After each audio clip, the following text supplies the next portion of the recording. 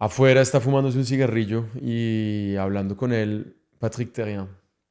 Finalmente me dice, el plato que usted hizo es un plato que está por encima del nivel de lo que probamos y me encantaría saber cuál es su sueño, me encantaría apoyarlo. Y yo no sé por qué me dio la locura completamente kamikaze de decir, ve hermano, si quiere nos asociamos en el proyecto, si ganamos, compartimos las ganancias, si perdemos, compartimos las pérdidas. Tenemos mucha suerte de venir de un país con una riqueza que tal vez no se cuenta en dólares, sino en belleza, en paisajes, en montañas, en agua, en animales, en flores, en bananos, en esmeraldas, en café. Viva Colombia. ¿Sabías que más de 5 millones de colombianos viven fuera del país y muchos están liderando proyectos que están cambiando el mundo? Durante años, nuestra historia se contó incompleta, pero hay otra Colombia que crece lejos de casa. Una Colombia que innova, emprende y crea impacto global. En Latitud 4, una línea, cientos de trayectorias, contamos esas historias. Las de colombianos y colombianas que conectan a Colombia con el mundo desde más de 90 países.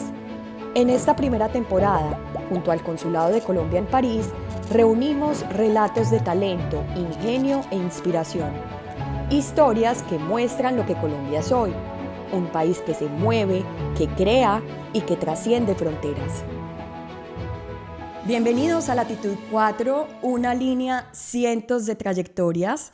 Esta primera temporada, que la estamos produciendo con el Consulado General de Colombia en París, busca visibilizar historias de éxito de colombianos que se encuentran en este momento en Francia y que están generando impacto en ciencia, desarrollo, tecnología, innovación, arte, derecho, cocina, y que siempre a través de diferentes metodologías están cambiando realidades.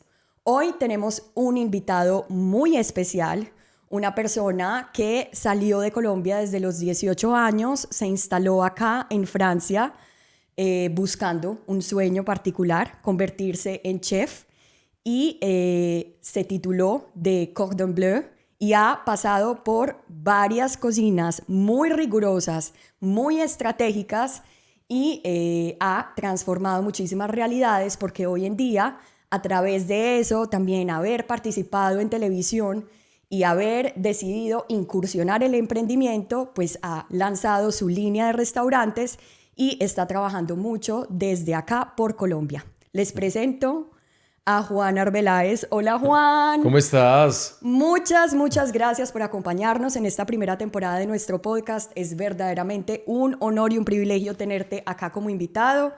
Y de verdad queremos que nos cuentes tu historia, que nos cuentes cómo ha sido ese camino desde que llegaste acá a Francia y cómo ha sido toda esa trayectoria desde que pusiste tus pies aquí.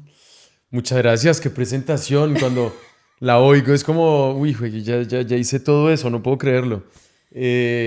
Muchas gracias por la invitación. Es un honor hacer parte del podcast y de esta nueva aventura que estás creando. Felicitaciones. Muchas gracias. Eh, ¿Qué contarte? Desde el principio fue una locura hace, no sé, hace 20 años, cuando decidí venirme a Francia, digamos que el hecho de ser chef, el hecho de ser cocinero en Colombia, la visión era un poco diferente, ha cambiado Sí. desde hace 15, 20 años. Antes teníamos una visión, bueno, hay unos cocineros en Colombia que han hecho un trabajo espectacular por cambiar como la visión que teníamos del cocinero. Pienso a Harry, a los Rauch, a Claro. todos esos chefs súper conocidos que han hecho una labor espectacular por Colombia. Pero pues yo me vine así de una, como se dice en Francia, un coup de tête, una locura, Sí. de un golpazo. Tenía ganas de cocinar. Yo hablaba un poco francés porque hice unos años en el liceo francés. Sí. Me agradecieron por juicioso. Me dijeron que tenía que terminar mis estudios en otro sitio. Y me gradué, pero finalmente el francés se me quedó. Cuando decidí ser cocinero, pues qué mejor país que Francia. Sin duda. Sí, este país es espectacular para la gastronomía, es único. Logré conseguir un intercambio Sí. en el Cordon Bleu, en el que trabajaba por para pagar mis estudios. Y hice eso durante 2 años. Finalmente nunca pasé el examen, sino que simplemente el hecho de trabajar en el Cordon Bleu con los profesores, con los chefs, de cocinar para el staff, para la gente que trabaja ahí, pues la cocina es como el tenis, como el rugby, como el fútbol. Cuando uno está entrenándose mucho, pues aprende. A uno le pueden dar toda la teoría posible. Lo importante en la cocina es La practicar. constancia. Exacto, la constancia y practicar. Y tuve mucha suerte de practicar mucho. Pero increíble. Sí. Y cuando llegaste allá, entonces no habías pasado tu examen de admisión, empezaste a trabajar, ¿y quién fue como la persona que te recibió y te dijo, vení, vos sos bueno para esto, tenés que quedarte acá? ¿O cómo fue ese recibimiento y por quién cuando llegaste allá? Un día yo era asistente de las clases de cocina. Eso quiere decir que uno trabaja con los chefs todos los días, entonces aprende a conocerse. Un día en uno de los exámenes finales hay uno de los estudiantes que no se presenta al examen final y yo le digo a uno de los chefs, déjeme, yo paso el examen en el puesto de él. Y pues me dijo, hágale, pues intente. Lo hice. Hay un jurado externo que anota, que da las notas a la prueba que hacíamos.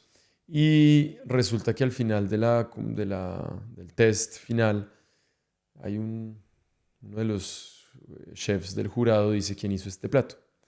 Entonces, pues yo, un poco tímido, levanto la mano detrás y me dice al final, me gustaría hablar con usted. Y afuera está fumándose un cigarrillo y hablando con él, Patrick Terrien. Finalmente me dice, el plato que usted hizo es un plato que está por encima del nivel de lo que probamos y me encantaría saber cuál es su sueño, me encantaría apoyarlo. Y le dije que mi sueño era trabajar donde Pierre Gagnaire. Pierre Gagnaire no aceptaba a nadie del Cordon Bleu, no aceptaba eh, intercambios, era solamente contratos.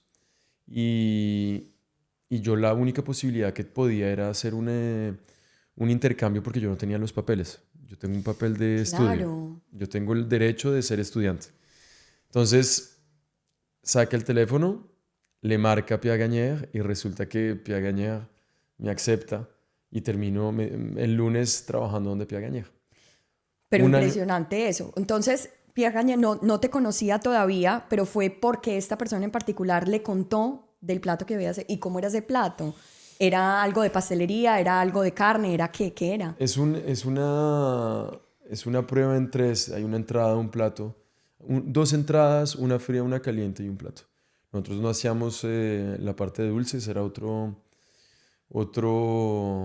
clase, otro curso. Yo hacía solo salado.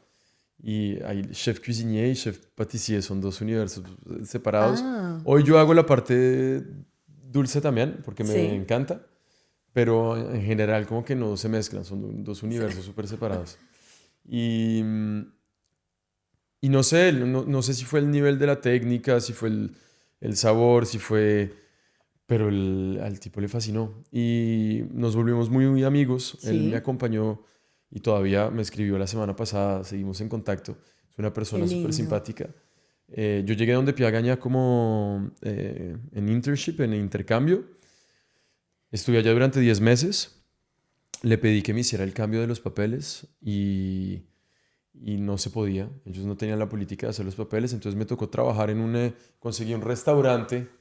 Eso fue complicado, porque esa es una de las cosas más difíciles cuando uno es extranjero y llega a un país, Sin duda. es poder trabajar legalmente, poder conseguir los papeles, todo eso es un proceso súper Y el complicado. sufrimiento de cada año cuando hay que ir a la Ay, no me diga prefectura. más, que se me vuelven esos recuerdos No, no, no, horribles. no. Ay, qué risa. Sí, ese es un proceso súper complicado y súper difícil. Yo tenía un estatus de estudiante Sí. por un año, tenía que renovarlo todos los años y, y al final logré conseguir un restaurante en el que negocié trabajar sin salario durante 6 meses para que me hicieran los papeles. Jue madre. Sí. Y entonces yo trabajaba ya por la mañana, tenía trabajos en ese momento. Parqueaba carros en Place Cambronne. Era barman en un bar que se llama el Bar Cristal y trabajaba de cocinero en el Je t'aime. Impresionante. Uno para hacer los papeles, otro para comer y el Y otro otro para pagar el arriendo. Ese era que lo... también los arriendos acá en París, Es una ese es cosa muy otro brava. tema. Es una cosa muy brava. Quiero detenerme un punto en el momento en el que empezaste a trabajar con esta persona tan reconocida. Bueno, él no te conocía, ya le habían dado referencias, pero bueno, ¿cómo fue ese primer acercamiento? ¿Te hizo algunas pruebas como para testear verdaderamente cómo trabajabas? Si habían también otros practicantes con él o no, y cómo fue esa relación con ellos. Y que nos cuentes un poco como de, bueno, este es mi reto de llegar acá, de empezar a trabajar en estas cocinas exigentes. ¿Y cómo fue para ti? La, la verdad, cuando llegas a una brigada, se llama, a una brigada, un equipo como esos, no solo el chef está, el chef es casi el único que no está haciéndote un test. Los que te hacen test son todos los que están alrededor tuyos. Es un restaurante 3 estrellas, era tercer mejor restaurante del mundo en esa época. Éramos 12 en cocina, 12, lo que es muy poquito para ese tipo de restaurantes de exigencia y de nivel que teníamos. Entonces, éramos 12 ninjas samurái listos a morir por el servicio. Era una vaina loca. No. Trabajábamos muy temprano, nos íbamos muy tarde, pero todo el mundo le fascinaba y estaba completamente loco del trabajo y de lo que hacíamos. Era un honor estar allá. Y, y lo interesante es que uno no está como intentando mostrarle al chef, porque el chef está en el Paz, Pierre Gagnère, Thierry Méchinou, Michel Nab, los chefs que estaban en esa época. Es como más con los otros. Tú quieres que pase lo que pase, la persona que está al lado tuyo, el mesero que viene a coger el plato, el chef sommelier que está abriendo las botellas al lado, es toda la gente con la que trabajas. eh, no solo te está testeando, pero tú quieres como mostrar lo mejor de ti. Además que yo llegué allá con uno cuando llega como extranjero a una cocina Sí. como esas, tiene como un sentimiento de inferioridad muy grande. Qué bueno que lo mencionas porque a mí también me pasa en mi trabajo y es como querer demostrar también, porque yo creo que eso está también ligado mucho a lamentablemente el estigma que existe y que sabemos que existe muchas veces con el país, con el trabajo, con la historia que se ha vivido en nuestro país de alguna manera. Entonces yo creo que eso uno lo ha incorporado tanto que es como tener que demostrar que no, vea, hay muchas otras cosas de Colombia que no son solo eso y me parece muy bueno que toques ese tema porque también entonces cómo trabajaste ese sentimiento internamente para poderlo reflejar afuera, porque yo creo que esa es gran parte también de tu historia y del éxito, cómo viviste eso. Es una historia, además, súper compleja, porque tú llegas a uno de los sitios donde la gastronomía hace parte de la riqueza cultural Sin francesa. duda. Está escrita en es un monumento nacional cultural protegido por la UNESCO. Es una vaina, pero completamente loca. Entonces tú llegas a ese universo donde los franceses reinan y llegas como extranjero. Entonces es no solo un test, es doble, triple test. Y no eres colombiano, sino que te llaman chicano. Chicano, ¿qué vas a hacer hoy? ¿Son tacos o...? Hay una vaina como súper dura desde el principio, apenas llegas. No sé si una persona me llamó los primeros 6 meses Juan. A mí me llamaban Pedro, Roberto, Pepe, Pepito. Eran solo apodos de presión. Porque sí, uno termina como finalmente siendo un cliché de lo que toda la gente ha oído durante años. Entonces uno llega ya como intentando hacerse súper discreto. Bueno, yo no soy discreto. Yo soy, a mí me encanta reír, hablar fuerte, hacer gestos. Y yo llego a esta cocina y como, "Güey, pucha, yo quiero ser un ratón. Bueno, no un ratón porque me da un escobazo, pero yo quiero como volverme una olla y que nadie se dé cuenta que yo estoy acá y simplemente hacer mis cosas ahí en mi esquinita. El acento. Yo hablaba francés, pero tenía un acento súper marcado. Yo decía y un moignon, yo decía, la R era muy difícil para mí decirla. Y yo llegué, tengo ese recuerdo de llegar al restaurante y ver cómo me daban 2 veces más duro que a los japoneses o que a los americanos, porque había un estigma muy marcado en la gente de América Latina. Entonces yo decidí todas las noches repetir las palabras que no lograba decir y repetirlas y repetirlas y repetirlas, repetirlas, hasta que logré pulir mi acento, en el que hoy, si yo le hablo a un francés que no me conoce y no sabe quién soy, y le digo que je m'appelle Jean-Pierre Foucault, je suis pas Jean-Pierre Foucault, pero sí, je m'appelle Jean-Pierre Foucault, la persona no sabe si vengo del suroeste de Francia o del sureste, o no, no saben, pero están convencidos que yo soy francés. Me tocó meterle tanto trabajo para pulir y para esconderme y para como, sí, esconder mis orígenes para poder pasar como desapercibido en ese mundo súper duro, que casi perdí durante un tiempo la belleza, el valor, los colores, la riqueza de lo que es, de lo que tiene uno y de lo que lleva uno cuando es extranjero. Sí. Tengo una suerte gigantesca. Voy a saltarme un pedazo. Es que cuando te vuelves chef y abres tu primer restaurante, intentas olvidarte todo lo que has aprendido. No olvidarte, pero como coger las bases. Pero si quieres ser chef, tienes que diferenciarte. Tienes que buscar una firma, algo que te pertenezca solo a ti. Uh-huh. Y lo interesante de ser extranjero en ese momento es que pues tú tienes raíces con recuerdos, con productos, con olores, con atardeceres, que son un sitio de inspiración gigante. Entonces ahí pues fue genial porque me devolví directamente a casa y ahí volvió Colombia.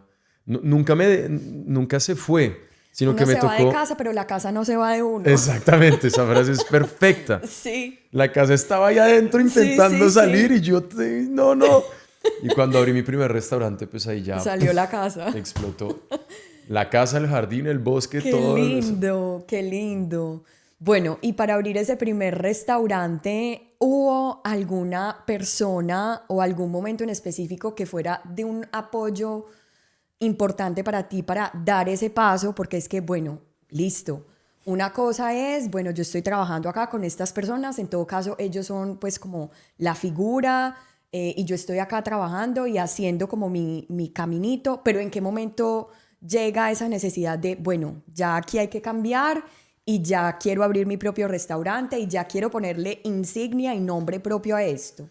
Yo trabajé después de Pierre Gagnaire, trabajé en el Georges V, que es un Palace 5 estrellas con un restaurante 2 estrellas Michelin adentro.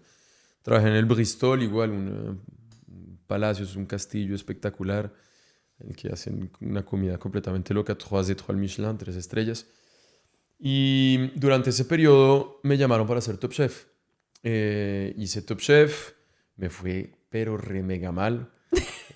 Una embarrada pero total. Éramos 14 en el concurso y terminó 10. Me va pero re mal. Y salgo de allá como con una decepción súper grande, pero como todas las decepciones que me han pasado en la vida y como todos los golpes y como todas las caídas y como todos los raspones, simplemente pues es, bueno, que hice mal, no quiero volver a hacerlo y echemos para adelante. Y estaba trabajando en el Bristol, me di cuenta que trabajar en los hoteles haciendo en un solo puesto, haciendo una cosa todo el tiempo, uno finalmente como que no logra aprender todo el espectro de la cocina. Uh-huh. Lo que es llamar, pasar los pedidos, trabajar con el pescado, con las carnes, con las verduras, con las salsas. Cuando trabajas en una brigada, en un equipo súper grande donde son 90 cocineros, tú estás cocinando tu côte de bœuf, tu costilla de res, así todo el día y tienes 3 o 4 cosas que tienes que hacer. Yo tenía ganas de descubrir todo. Yo quería probar, tocar, hacerlo todo. Uh-huh. Entonces, en ese momento, cuando me doy cuenta que hay Top Chef y que tengo, que sé cocinar, pero que me faltan muchas cosas, tengo la suerte de la persona que gana Top Chef en esa época, me propone ser chef del restaurante de él, que es un restaurante pequeño, 50 puestos. Le digo, genial, voy a tomar ese puesto, cometer todos los errores que tengo que cometer, pero pues es la plata de él, no la mía. Y trabajo allá un año, veo cómo logro, cómo funciona y abro mi restaurante en un año. Pasé un año allá y un colombiano un día viene a comer a mi restaurante, Enrique Solano, y está comiendo en el bar y yo paso a verlo y me dice, ve hermano, tengo un restaurante en Boulogne, no sé qué hacer, ya le cambié, le cambié el menú, lo pinté, le puse cuadros y no sé qué hacer, estoy desesperado, ayúdeme. Le dije, espere, yo voy el domingo, paso allá, estuvimos comiendo, hablamos, el restaurante súper chévere, pero complicado, lejos de los metros, en una calle que no pasa nadie, complicado. Y yo no sé por qué me dio la locura completamente kamikaze de decir, ve hermano, si quiere nos asociamos en el proyecto, si ganamos, compartimos las ganancias, si perdemos, compartimos las pérdidas. El problema es que yo no tenía nada, entonces pues si perdíamos... Qué endeudada. Sí, no, imagínese. Entonces, él acepta. Sí. Llego yo y le digo, bueno, pero tiene que confiar en mí. El restaurante está súper limpio, tenemos que hacer algo para marcarlo, tiene que haber un alma. Y con unos amigos que hacían graffiti, le hicimos grafitis a todo el restaurante. Yo dormí el domingo la puerta abierta en un sleeping bag para que el olor de pintura se fuera y el lunes abrimos, en un día hicimos eso. Y eso fue en un mes de junio, pasamos junio, julio, vacíos, agosto, vacíos. Hacíamos 2 cubiertos diarios. Y dijimos, bueno, la fama del final, aquí no despegó. Septiembre, la primera semana de septiembre, hay una pareja que entra y come. Y me acuerdo lo que se comieron. Había una terrine de cachete de cerdo ibérico con pulpo y una mayonesa de chipotle. Y después era pluma de cerdito de Sud-Ouest. Yo la cocina aprendí a hablarla en francés, entonces cuando la intento hablar en español es súper complicado. Ya no encuentro la palabra. Ya no la consigo. Y pluma de cochón del Sud-Est, de cerdo del suroeste, con una salsa de pimienta, y en postre se han comido un tiramisú de clementín. Y la persona al final, hablamos 3-4 minutos, súper simpático, y me dijo, voy a escribir un artículo porque la comida es espectacular. Ok, un tipo me dice eso, pero yo ni sé. Se va y 3 días después escriben una cosa que se llama el Blog de Boulogne, que nadie conoce, la verdad, en París, pero pues en Boulogne hay 300.000 personas que siguen ese blog. Y comienza el teléfono a sonar. Y comienza a sonar. Y terminamos llenos 3 meses por anticipación. Es el restaurante que tengo, es mi primer restaurante, lo tengo desde hace 16 años. Y ahí todo comenzó. Qué lindo. Ahí. Qué lindo. Después pues fue una locura, pero ¿quieres que te cuente toda la historia? Pero claro.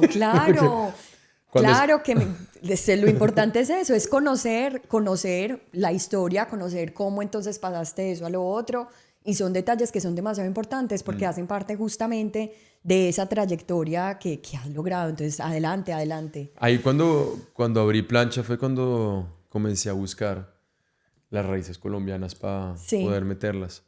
Le metíamos sancocho de pescado, pero pues hacíamos el sancocho de pescado con rascas, con rouget, con pescados del Mediterráneo, solo cosas locales, intentando trabajar de forma, no es gastronómica, se llama bistronómica, que es como la gastronomía, pero sin las complicaciones y sin las joyas y el maquillaje y todo. No, es como el plato, la cocina, el sabor, con superproductos. Abrimos Plancha y hay una cosa espectacular que pasa un año después, que me llama el banco, el consejero del banco, y me dice, no entendemos qué está pasando en ese restaurante, pero nunca hemos visto que un restaurante pase de menos 300.000 a más 600 en tan poco tiempo. Es una locura. ¿Cómo hizo? Y yo, pues nada, estoy cocinando acá con mi socio y estamos los dos acá y dándole fuerte. Ok, si necesita plata para otro proyecto, me dice. Cuando el banco te llama a ti para prestarte plata... Eso no se ve. No, entonces pues digamos, Claro. esa oportunidad no se puede dejar pasar. Yo quiero hacer una pregunta Sí. ahí. Dime. En el restaurante, en lo que ofrecías, mezclabas como el rigor de la cocina francesa, de lo que habías estudiado, de lo que habías visto, de lo que habías implementado con estos chefs anteriores, y ahí fue cuando le empezaste a mezclar tus raíces, o seguías muy apegado al formato que habías aprendido y no le habías empezado todavía a meter. ¿En qué momento fue que tú dijiste, no, yo tengo que hacer una mezcla entre estas dos cosas, entre Francia y Colombia? Si eso fue en ese primer restaurante, si pasó en otro restaurante de los que abriste, ¿cómo fue como ese punto donde dijiste aquí hay que empezar? No, el déclic es en plancha, es en el primer restaurante Sí, porque estás creando tu primer menú y dices, bueno, no voy a hacer los gnocchi de trufa blanca que hacen en el Bristol, no voy a hacer el conejo a la sauge que hacen en el Georges V, no puedo hacer eso porque pues no soy yo. Sé hacerlos, pero no soy yo. ¿Cómo hacemos? Entonces ahí cojo los productos de la temporada y digo, ok, hay pato. Hay pato, hay una receta que me encanta francesa que es el pato a la naranja, que todo el mundo conoce, deliciosa. que es deliciosa. ¿Cómo hago un pato a la naranja, pero que sea mío? Yo sé hacer la salsa, sé hacer esta gastrique, sé hacerlo con naranjas. Y yo, pero ¿cómo busco esa acidez y cómo busco esa paleta aromática dándole mi firma? Y tamarindo. Y digo, canard à l'orange con salsa de tamarindo. Es exactamente el canard à l'orange. La salsa y el método y la técnica para preparar y la reducción del jus es la misma de la francesa, pero en vez de hacerla con naranja, la hice con tamarindo. Tamarindo y ají. Metíamos chiles para Impresionante. hacerla un poco ahumada y Sí, tienes como el resultado de la experiencia del dulce, de la acidez, del pato. Funciona perfectamente, pero le metí mi firma, le metí mis historias, mis recuerdos, y entonces cuando ya haces uno, entiendes cómo funciona el segundo, cuando tienes un cliente que dice, ¿qué es este pato de ninguno te a dijo, ¿qué es la... esto tan raro? No, no, no, porque... Lo veían como exótico, pero exótico bueno, o Pero como, o espectacular, porque están probando como los platos con los que han crecido, pero con un twist que dicen, wow, ¿qué pasó? Y ese fue el declic. Y ahí comencé a hacer los platos tradicionales franceses, pero con un twist de forma gastronómica. Hacía una blanquette de veau lait de coco, con leche de coco. Blanquette de veau es un plato de res que se cocina en crema, ujú, en leche, crema de leche, sí, en crema de durante leche. mucho tiempo y es una salsa súper cremosa y todo. Y yo me dio por hacerla con leche de coco, con mucho jengibre, Entonces salía como de las recetas tradicionales y le metía los productos de Colombia. Entonces, así poquito a poco fuimos construyendo como una nueva biblioteca gastronómica de sabores para meterle como nuestro sazón.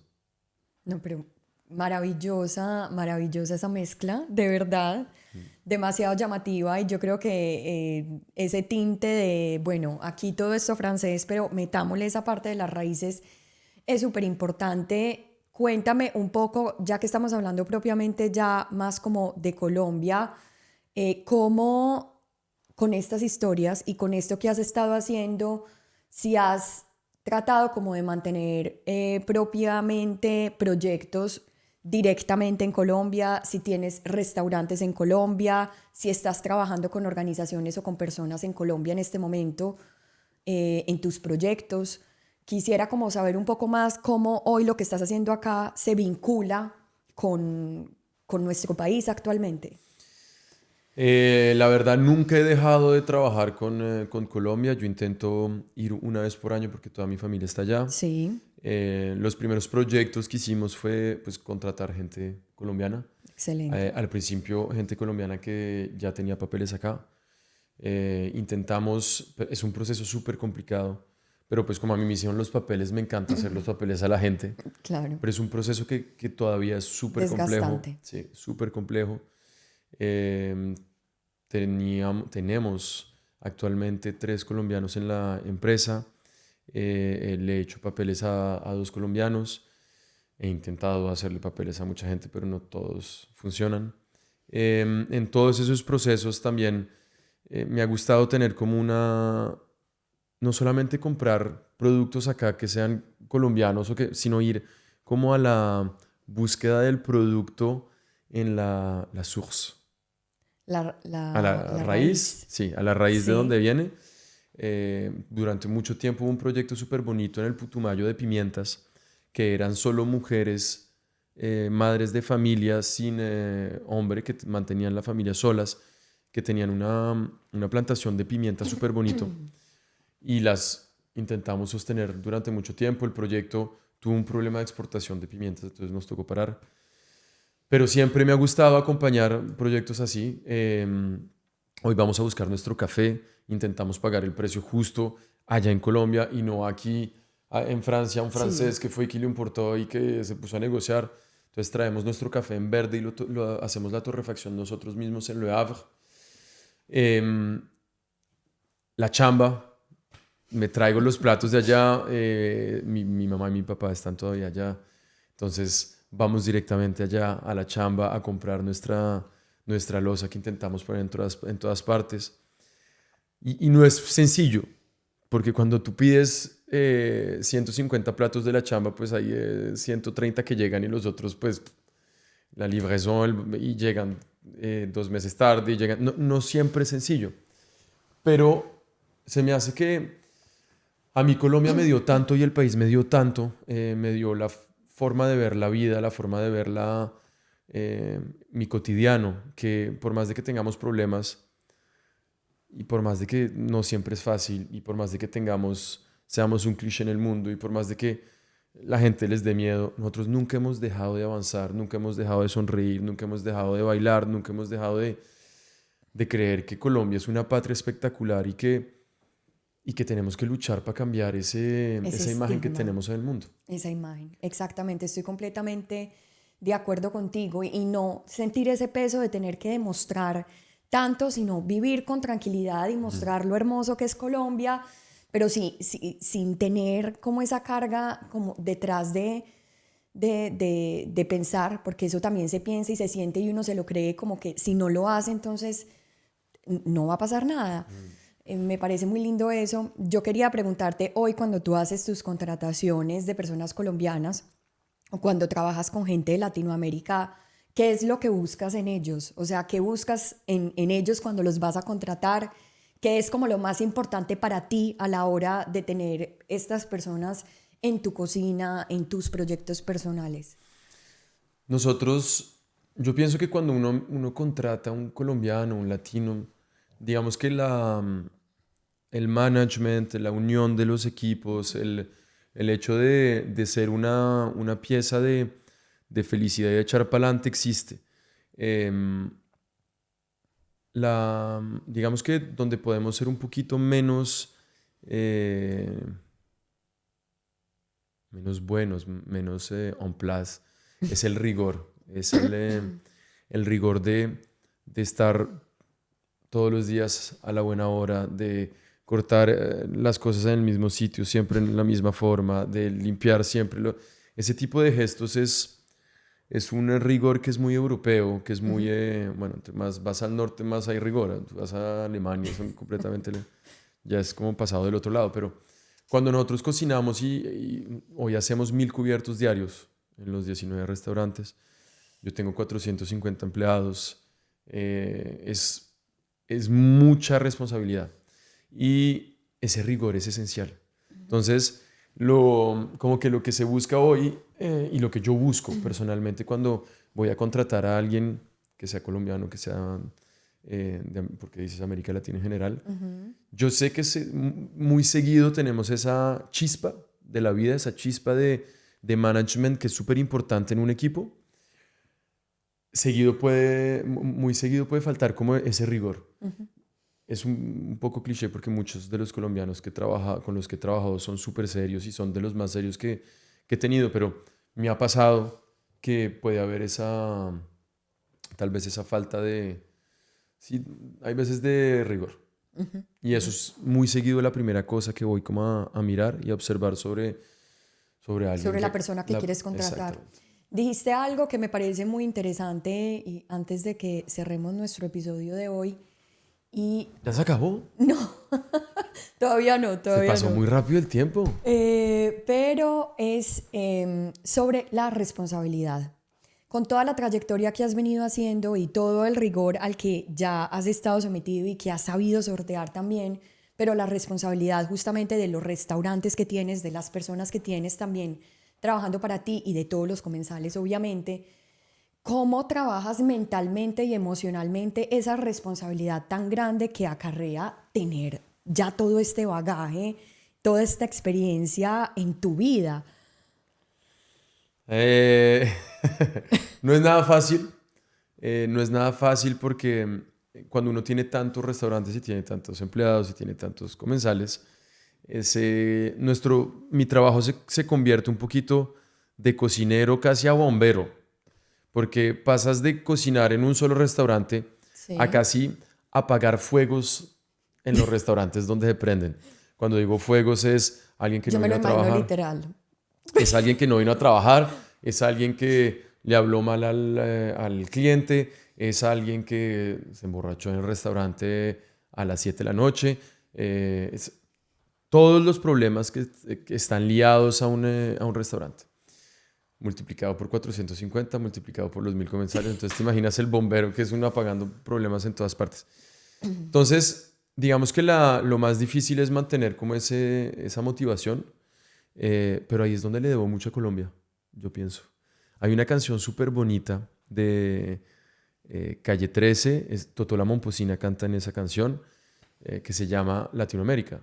Y hay una frase espectacular que dice que América Latina es un pueblo al que le han cortado las piernas, pero que camina. Y esa frase a mí siempre me marcó. Por más de que no lo tenemos todo, no tenemos la mejor reputación, no tenemos tal vez dólares que salen de nuestras billeteras por montones, por más de que tenemos una riqueza tan espectacular y unas ganas de echar para adelante que es único. Y no nos para nadie.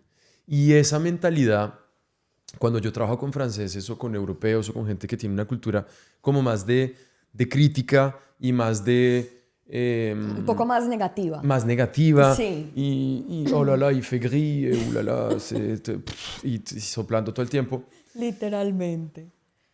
Yo no lo entiendo. Yo no me dejo llegar a esa posición. Para mí es, ok, vamos para adelante. Para echar, para atrás ni para echar, ni para coger impulso, como decía mi mamá. Sí. Entonces, yo pienso que esa mentalidad se la debo a Colombia, esa mentalidad se la debo a mi país. Y ahí es donde, yo pienso que ahí es donde está mi secreto.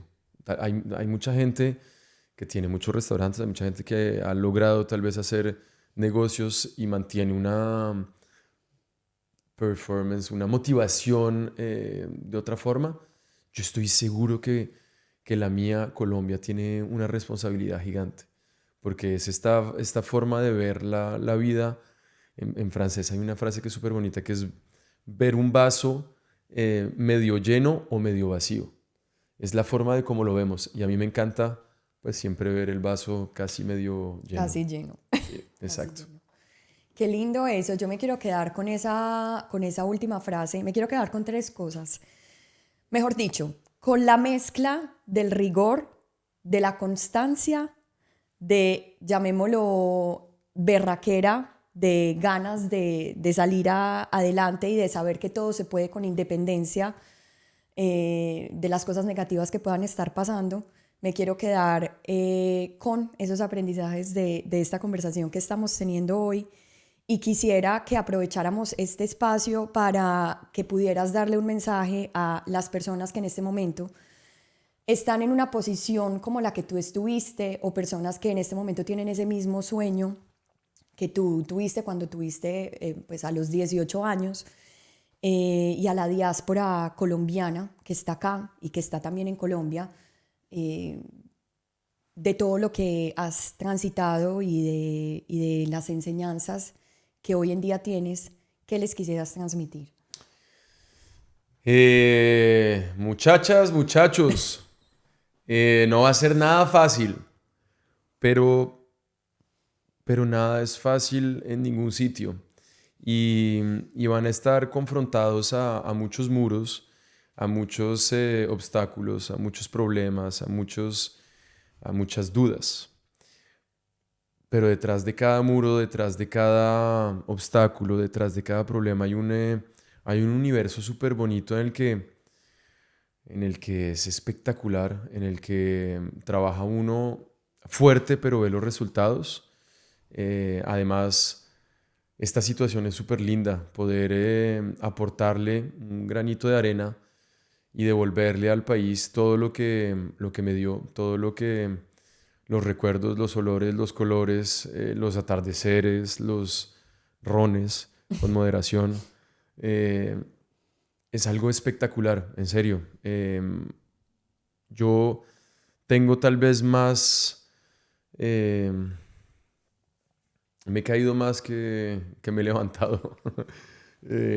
Tengo más lo contrario de un éxito, cuando algo no funciona. Como un aprendizaje, Eshek, ¿cómo se dice eshek? como Se me un, borró esa palabra.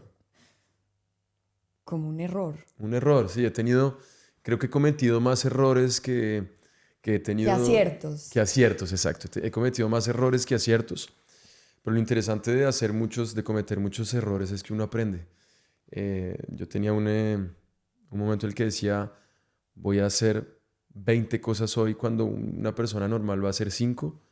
Me voy a equivocar tal vez 10 veces, pero tendré 10 cosas ciertas. Entonces, Qué lindo eso. sí, no hay que bajar los brazos, echar para adelante, no olvidar de dónde uno viene, porque eso es súper importante, y mantener aquí los colores, los olores, los sabores, porque eso es espectacular. Tenemos mucha suerte de venir de un país con una riqueza que tal vez no se cuenta en dólares, sino en belleza, en paisajes, en montañas, en agua, en animales, en flores, en bananos, en esmeraldas, en café. Viva Colombia. Ay, qué lindo. Muchas gracias, Juan. Gracias por seguir construyendo país desde afuera, por tu historia, por tu testimonio, por inspirar a tantas personas, por siempre seguir con tus raíces a flor de piel en cada uno de los ingredientes de cada uno de tus restaurantes. Muchas felicitaciones y nuevamente muchas gracias por estar con nosotros el día de hoy. Muchas gracias a ti y espero volver por acá porque Claro, encantado. bienvenido siempre en esta y todas las temporadas. Muchas gracias.